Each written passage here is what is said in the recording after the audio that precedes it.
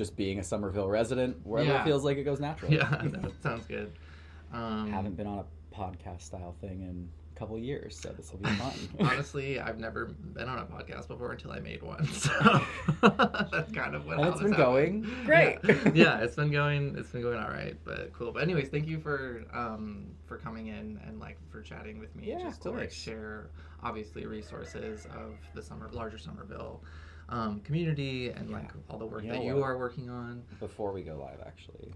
Oh, we are? Yeah. Okay, never mind. Fine. Why would you need to do? I was just going to make sure I had all the links ready because you said resources, but I'll remember them off the top of my head. We can always post them or do whatever later. Perfect. It's not a big deal. This is more of a casual kind of situation anyways, but yeah, no, seriously wanted to use this platform as a way to kind of share knowledge, essentially.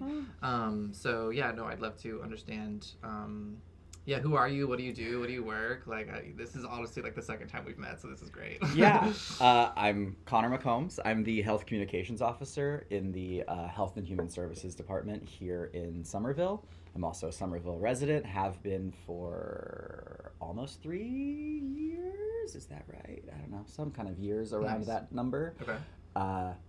So I do a lot of our promotional stuff, a lot of the strategizing for how we're going to reach the population that different programs would be most helpful for. Okay. Thinking about whether things should go out on social media, go out in physical print copy. If it's more of a engagement, someone needs to meet with someone face to face and actually tell them about something. Yeah. What languages are best. Yeah. A lot of those things that kind of work behind the scenes to help support programs being as impactful as they possibly can are where you'll find my little fingerprints in support of the real people who are out doing the work and like making the programs. I'm kind of here's how I can support you person. Yeah. Okay. So that you don't have to think about these things that no one really wants to think about. The less sexy parts of communication, which is not the actual talking, but the planning for the talking. Yeah, logistics are never sexy. No, they're not. But they're necessary. They are necessary, and people forget them. Yeah. So. Well, thank you for your work. Yeah, it's great. I thankfully enjoy it a lot. Good. I mean, that's definitely good. So then, what programs you have going on, or what's like, what are you working on right now?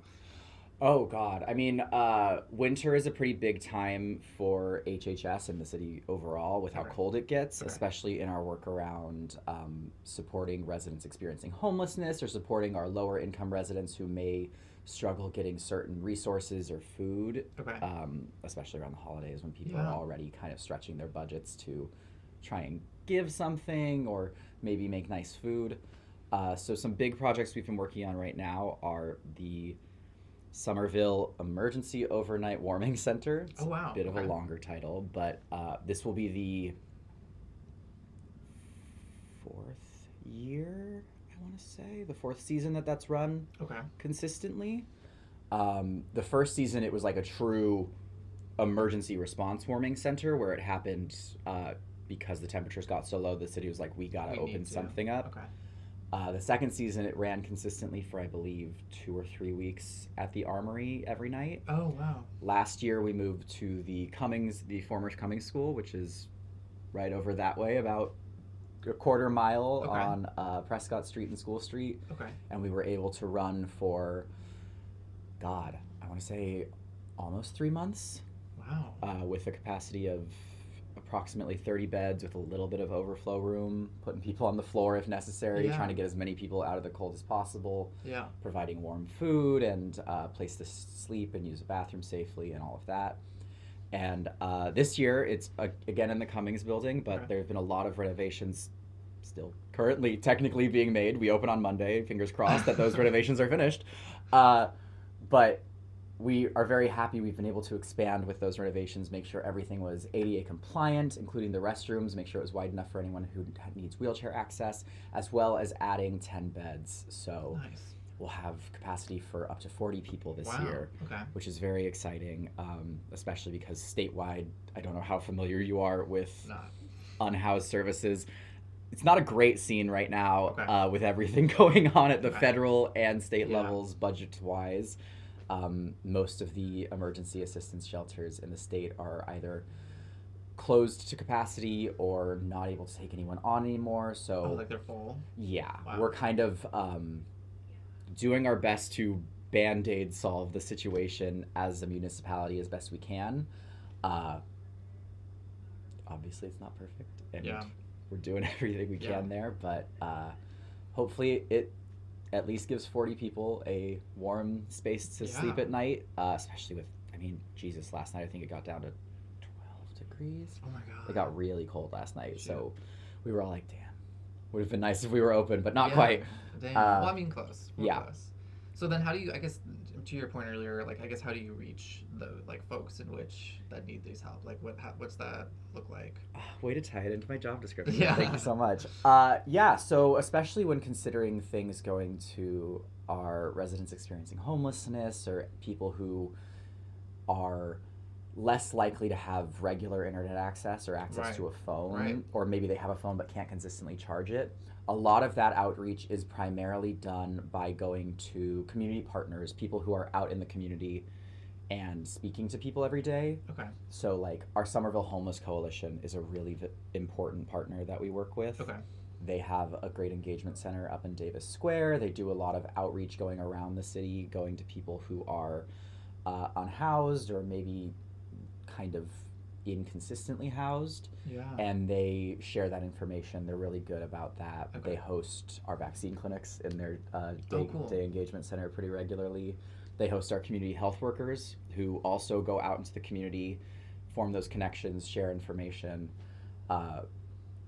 That's usually how we get the most engagement for a service like this, for people who maybe don't, like I said, don't have access to the internet as much or aren't getting like the newsletters I send out. Seriously, They're not going to be checking their email for that. They're probably more concerned about finding a warm place to be during the day. So are incredible. They're amazing. It like a street team, I assume? Yeah, essentially. They're out on the streets at least 3 times a week, if not more. Wow. They kind of double as both a street engagement team, meeting people, connecting with them, as well as being in office, hosting office hours to help connect people with SNAP benefits, mass health, and like get them referrals to housing applications or to our social services team if they need more intense case management services. Yeah, like I said, it's kind of like a patchwork of all of these different things overlapping, people knowing who does what and doing their best to make sure everyone gets what they need from each person.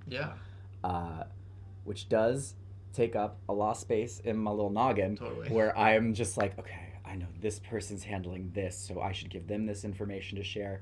This person's kind of relevant, let's share it with them as well. We have even, like, beyond just the people who directly work with homeless services, like Connection over in East Somerville does a lot of engagement with just community at large. So we often find ourselves sharing information with them, partnering with them to get things out. We also want to make sure that we're cognizant of language access and language barriers. So we do a great deal of work with our Office of Immigrant Affairs, SOIA, Summer Viva. They have several different names that people might know them by. They are invaluable to this work. Truly couldn't do it without them. They get a lot of information out to our non-English speaking populations. And they are really good about knowing what channels people who are primarily speaking non-English languages are using to get their information. So it really is like a full team effort where I'm just kind of the strategy person of like keeping in mind who does what, how can I connect these wires so that people can stay in their kind of scope and knowing their piece of the pie as best they can.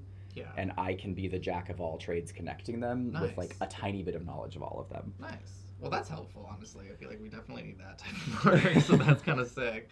I guess the language thing is super interesting. Like, I feel like that's something that Meg at least has mentioned in the past with her work. Like, how many languages or like what languages do you typically like see or like have to work with? The city, just within like at baseline, we offer translation into 7 languages. I think that's right. Spanish, Portuguese, Haitian Creole, Nepali, traditional Chinese, Mandarin, and English. English. So yeah, we offer at baseline almost everything that I at least put out gets translated into all 7 languages. And then people can request additional translation. We have a certain amount of budget to contract in additional languages when needed. Wow. So every now and then when we're hosting an event that is probably more relevant to people who speak Arabic, or we're going to a housing co-op that has a large Arabic speaking population, we'll contract in someone to help with that. Nice. Okay.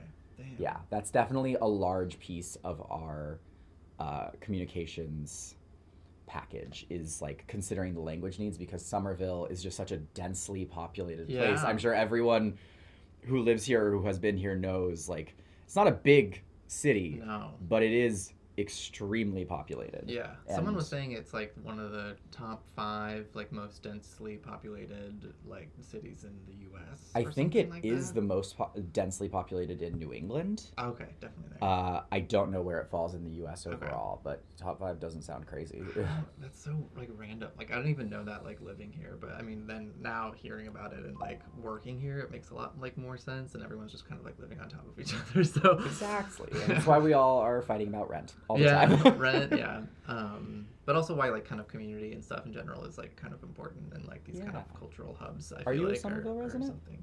Yeah, I mean I've been here for like 3 or 4 years or so now. I've been like in the greater Boston area for like 8. Okay.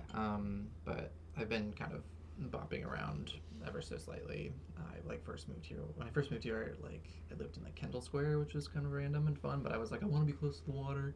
And then I survived the pandemic in Brookline, and then I came back over here because I was like, I don't know, I like it over here. Yeah. I like the side of the vibes river. on this side of the river are definitely different. Yeah. I think I like it no over shade. here a bit more. No, absolutely no shade. I love Boston. I go over there all the time. I'm going to Brookline tonight. Nice. But yeah, vibes on this side of the city are definitely different. Yeah. Or this side of the river. Yeah. Yeah. How do you normally find about stuff happening here in Somerville then? Let me turn some questions back on you. Sorry. Like social media, but also like print media. I don't know. Like I find a lot of stuff just like on the streets and the posts on stuff on the streets, which I think is like awesome. Like it's like that stuff's not dead, and like it's kind of nice to just be aware of your surroundings and like what's actually like present and like happening. So I mean last year, even for this project last year, we had put out a bunch of print pieces, and then this year I just didn't end up getting to it. Oops. Printing and flyering is much more demanding than I think people realize. It's a lot but of work. Like you're saying, it works. Yeah. When you see something on like printed and put up on a street sign, people are more likely to notice it, I think. Yeah. I think especially now that social media is so it's becoming so like overpopulated. Inundated. Yeah. Yeah. Like oversaturated with posts and events and partyful invites. Jesus. Yeah, I know. Literally, as like someone who's like working on Instagram, it drives me kind of crazy a little bit. I have told Meg and Christine, who I think was on the show. Oh, she was sick. She couldn't make it. Oh, she couldn't make it? Yeah. Okay. But I've met her before. She's great. She's great. I have told them, like, I stay as far away from social media as I can. Christine lives, breathes, and dies in it, running the city social media, and God bless her for it. Yeah. Because it's so much. Yeah. No, I bet. And I can only imagine, especially dealing with like an entire city's like account and like just when I first like got out of college, I worked for like we did like a couple accounts for like social media for oddly enough like McGillicuddy's and like Sapporo and stuff, but there we had literally an entire role was like community management, and it was like people dealing with the comments. Yeah. Your which is like hilarious. Yeah, which is so they crazy. Are critical. Yeah. Yeah, when I was hired on, they were like, do you think you'll be able to run social media for us as well? And I said, no. Yeah, no. Definitely. I said, we would need to hire someone as well for that. Yeah. Yeah. Because strategy and actually running the social media, two different very different hats, and it's hard to switch between them. Totally. Time management as well. Yeah. But yeah, cool. So the warming shelters, that's going to be open. Yeah, that opens Monday, hopefully. Okay. Fingers crossed, all the renovations finished. It'll be kicking off Monday night, and it runs through. It'll be every night, beginning at 5 or 5:30 p.m. until 7:30 a.m. the next morning, and it goes until April 12th is the last night. Oh wow! Mm-hmm. And that's like funded by Somerville? There are a bunch of different funding sources for this one. Yeah. Like I said, a bit of a patchwork hodgepodge, especially with the changes at the federal level on how many grants and different fundings that are coming down. Our prevention services team did an incredible job sourcing, like, I think there's 2 or 3 different grants that are pooling into this, as well as city funding, as well as some state funding, unless I'm mistaken. Yeah, it was definitely a lot of work on their part. They kind of crushed it. It'll be running, like I said, every night. There's dinner, there's breakfast. Oh, wow, meals. Yeah. Cool. So not a small lift, but not at all. Really important. And we, thankfully, once it's off the ground, it kind of just runs. We contracted out, so there will be an operator who runs the warming center. It's not actually city employees. Nice. Okay.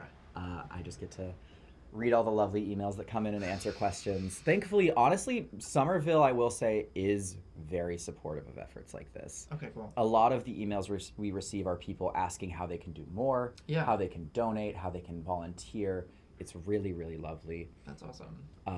If someone, like, what would, if you know, I don't know, but like, if, like, what type of help would be needed? Is it donations? Is it volunteer? Like, what does that look like? So really not too much. Because we contract out, the operator is paid to provide the things that they need. They do accept donations to help with that because they are a nonprofit, so obviously they would love support. Definitely.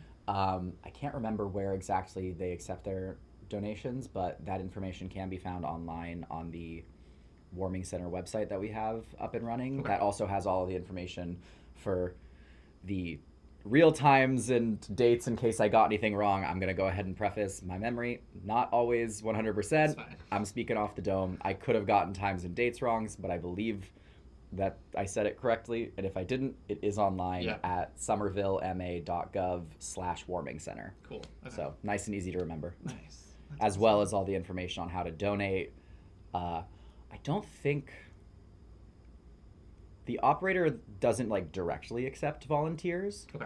But we as a city have a capacity to bring in volunteers from the Medical Reserve Corps that anyone in Massachusetts can sign up to be a volunteer, and you will like just specify what area you're willing to volunteer in. I see. So we often use them for a lot of vaccine clinics, getting people to come help keep track of things, help people check in. If someone has language capacity, helping with that is always lovely. Yeah. Or like a lot of nurses and healthcare professionals will sign up through MRC. Okay. It's really quite awesome. They do an amazing job. If you are at all interested in volunteering, I really recommend signing up for MRC. They do a good job around here, and they will like pull you in for jobs where you can tell you're making a difference. Nice. Okay. I love that. That sounds great. Yeah. So if they ever do need volunteers, like if there's a snow emergency or something where they need a little bit of an extra capacity, the city would probably tap some MRC volunteers to help like organize the line so that the people who are operating the warming center can really focus on getting everyone set up and comfy.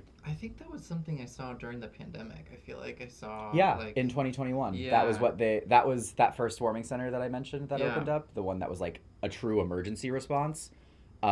They tapped a bunch of MRC volunteers as well as city staff working around the clock in an emergency, coming in to help set everything up. MRC are incredible. That's cool. I think we also have like a fire reserve corps.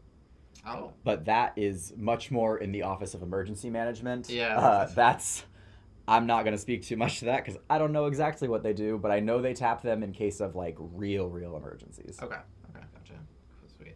Okay, so warming center, and then you had mentioned, I forget what it was. What is the other one? The other project? The public health vending machines. Yeah, what the hell is that? This is fun. They're brand new. Okay. They went in 3 weeks ago. Where? So there are 2 in right now. We're hoping to expand eventually, but right now we're kind of in a soft launch pilot program. We haven't even put out a press release or really much advertising for them because we wanted to give them time to like settle in with the community, do a little bit more grassroots outreach, and see what people just were taking naturally and get some data. Okay. So there's one up in Davis Square right by the West Somerville Branch Library. Oh, okay, yeah. And there's one actually across the street from Michette, which we were just talking about at Project Soup. Okay. I'm going to get the address wrong. It's like 160 Broadway, something like that. They're great. What do you get from them? Like, what's in the vending machine? You can get so much stuff. And people are. I was talking to our prevention director yesterday about, because we're getting ready to do the press release and the full launch, all of that, like pulling data in, and like we were expecting to have to restock them every other week. Our operator has had to come out and restock them twice a week since they went live. So they're doing great. Okay. You can find all kinds of things. You can find sexual health products, so like period products, pads, tampons, menstrual cups. I believe there's certain seasonal weather items. So in the summer, it would be like sunscreen and bug spray. Cool. In the winter, we had gloves and scarves and hats in there for people who maybe needed warm weather gear and couldn't afford it, or had run through theirs, and those cleared out immediately. Those have been restocked the most from what I've been told. Oh, wow. Because it got so cold so fast. Yeah. And there's wound care kits, there's first aid stuff, there's Narcan, there's fentanyl test strips, xylazine test strips, general like overdose prevention things. And we're hoping that as we get more data in, as we see what people are interested in and how they're kind of going about in the community and how these things are having an impact, we can expand what's offered. Okay. We're hoping that eventually we can get safe use kits in there, that maybe I think those are really the big ones, but there's hope for expansion of both number of locations and products offered. Okay.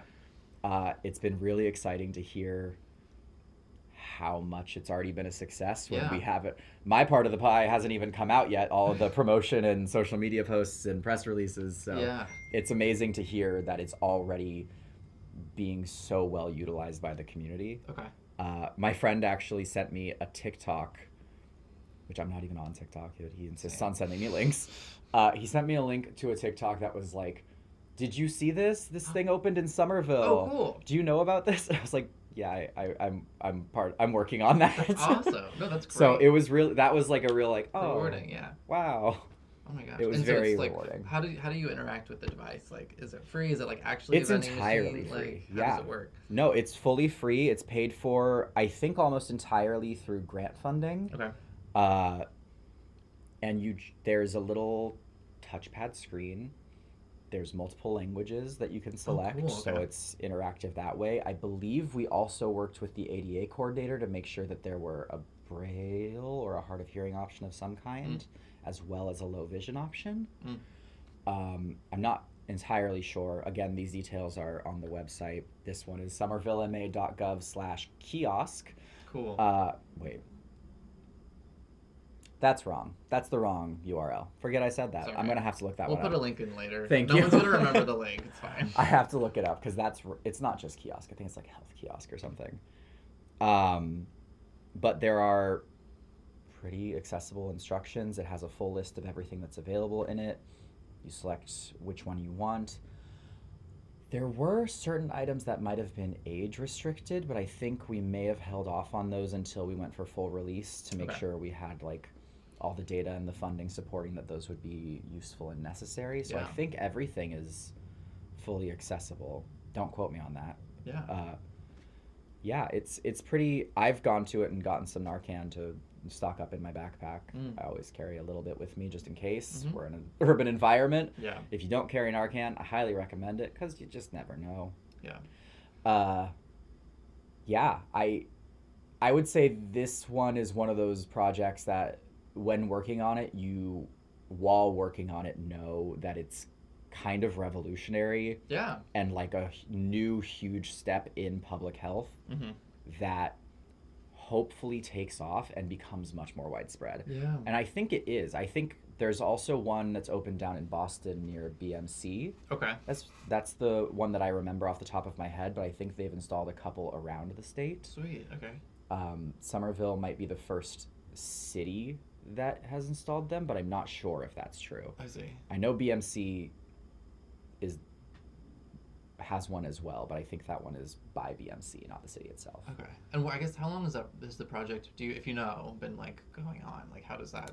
Like how long have we been working on it? Yeah.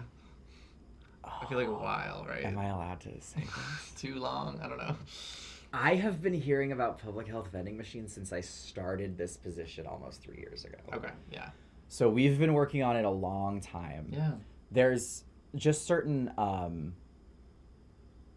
both like legislative issues around what you can and can't give out as far as like a lot of red tape, I feel like. Yeah, because there was a lot of conversation about if we include like contraception options in it. Like, do you require a prescription? Do you require age requirements? Where's that go?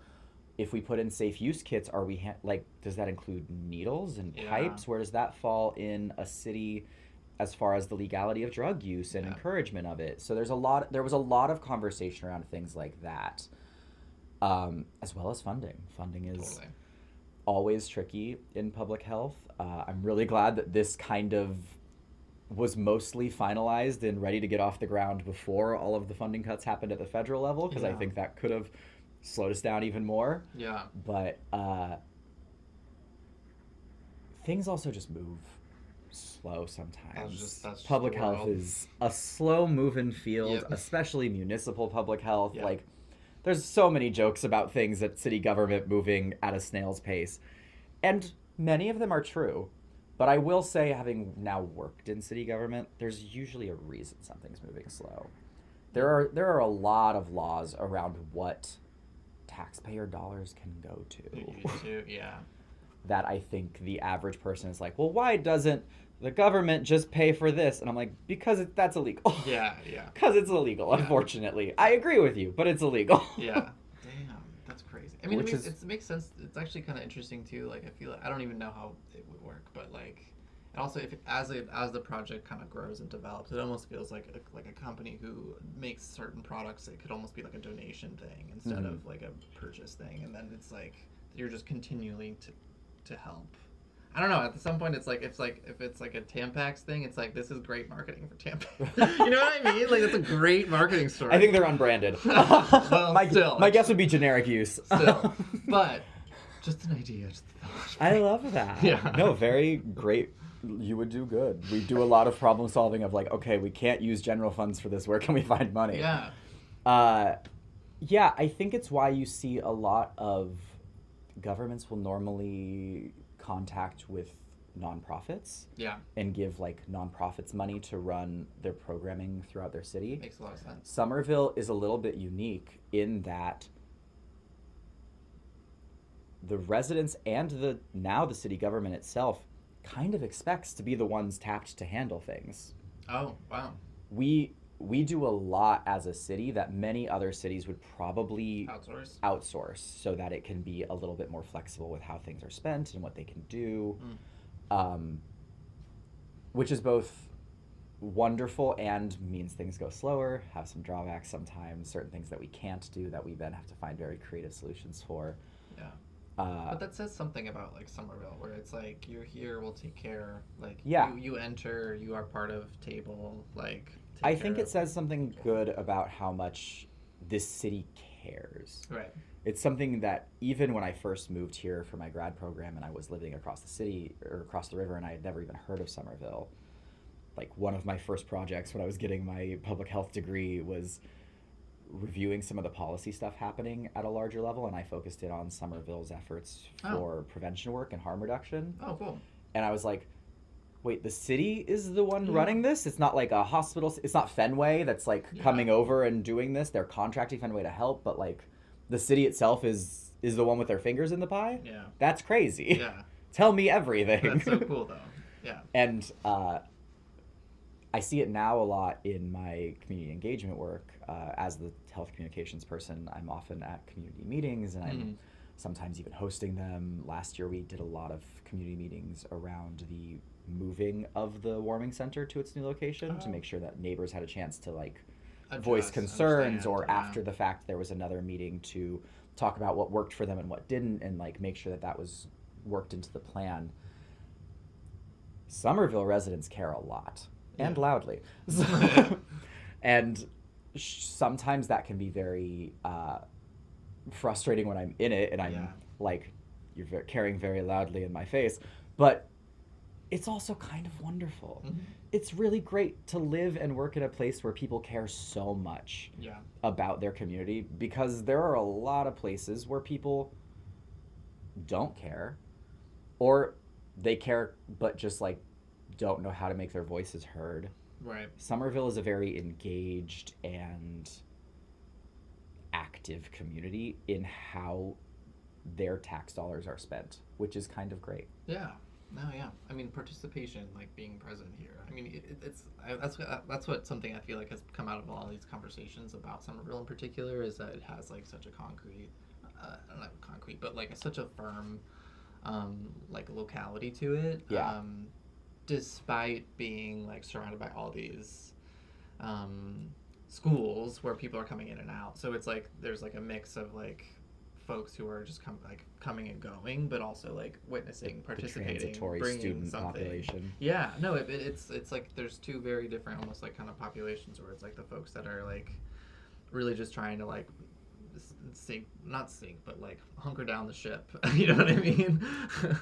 And those are the people who are doing the work, and like that's what's kind of interesting and exciting to like be a part of as like a Somervillian. So yeah. I think it speaks to something I've just noticed living in Somerville, is like a great deal of priority on community here. I mean, even just here in Bow Market, you can really see how much of a community exists between the vendors here and like the people who come here all the time. I'm here pretty often. I am regularly at SideQuest. I was there right before this coffee chat.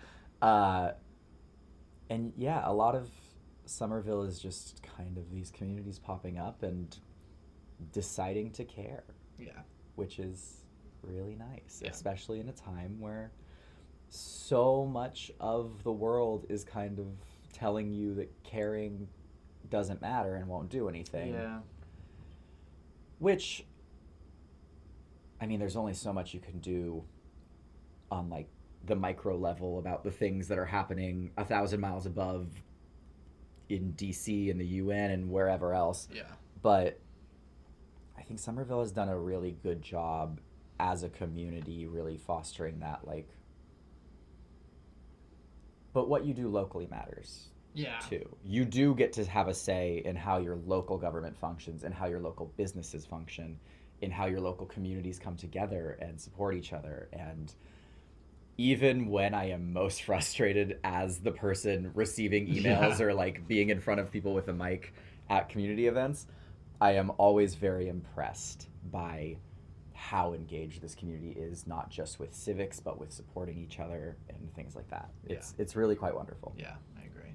It's as you've, I'm sure, no, definitely. I mean, gotten to experience with the vibes, witnessing this, is running this. Yeah. But even like, I don't know, I feel like you could kind of very see that tangibly with the different like larger scale programming, like the Honk Fest and like Fluff and like all of these other, like they're very odd in particular, but like I feel like that's kind of like a very like it's telling, and it's like showing of like the people that live here, and like for the folks who don't live here or necessarily like are new, it's like, oh wow, this is just happens, this is normal. And it's like, yeah, this is the weather here. Like this is just how it happens. And people have a favorite Somerville random event. Like I personally am a very partial to Porch Fest. Oh my god, I know, we need 2 of them. We do. We need more, because I travel and I've missed it several times. Yeah. But my friend, who doesn't even live in Massachusetts, hasn't since he was like 10. When I told him I was moving to Somerville, he was like, Fluff Fest! Oh, yeah. I was like, what do you mean? Yeah. What do you mean? Yeah. Full of, like, niche, like, kind of markets and stuff, which is, I don't know, part of this project, too, is, like, find your niche, but then, like, be able to try someone else's, too. Like, because that's kind of, like, a cool way to play, is, like, okay, you know, you get used to whatever you do, but then, I don't know, something else was kind of cool, too. I always say I'll try anything twice. Yeah, same, literally. And often 3 times, and then it's like, all right. Yeah. I think 3 times is the safest number to try things. Yeah. If you're really sure after the second try, you don't have to. Yeah. But, like, dip a toe in. Yeah, truly. But cool, yeah. I don't know. We can kind of close up the chat if you'd like. Are there any other closing thoughts or things that you'd like to kind of share? Or, Oh, God. I mean, there's so much I work on. I truly could go on forever. HHS is huge. We span everything from, like, Council on Aging, veteran services, youth services, prevention, food access, nursing. Get your vaccines, by the way, please. Yeah. There are vaccine clinics here in Somerville. They're very busy. So first try and go to just like your local CVS or your Walgreens. Yeah. In Massachusetts, it's still covered under insurance. So Sick. if it works for you, do that. If not, sign up for one of our vaccine clinics at somervillema.gov/vaccinations. That one I do know because I check it all the time. Yeah, I mean, I can just talk about public health programming here forever. So I'm happy to send some links for you to share and everything because I think that'll probably be a bit more engaging than me going on a 9-hour tangent of all of the different food resources and things like that. We the can only include thing that I would on like our link tree as well as like a little Somerville section. Oh yeah, that'd be great. Totally yeah, I think the only thing I would plug is sign up for the HHS newsletter. That's my baby. I work on that pretty much solo. That one's all me. So are there fun memes? No. It's a health department newsletter, but I love where your head's at. Just at the end, it's like, hey. I'm now including a section where I get to just celebrate my coworkers. That's fun for me. Yeah, but no, I have yet to convince the Board of Health to let me include me. Fair. Honestly, some of them might be into it. We recently hired some new Board of Health members, and they're like young and excited about the work, so they might be into memes. Who knows? Cool. Okay, well, thank you so much. This has been really fun. Thank you for having me. This was great. This is good. I'm gonna close it out.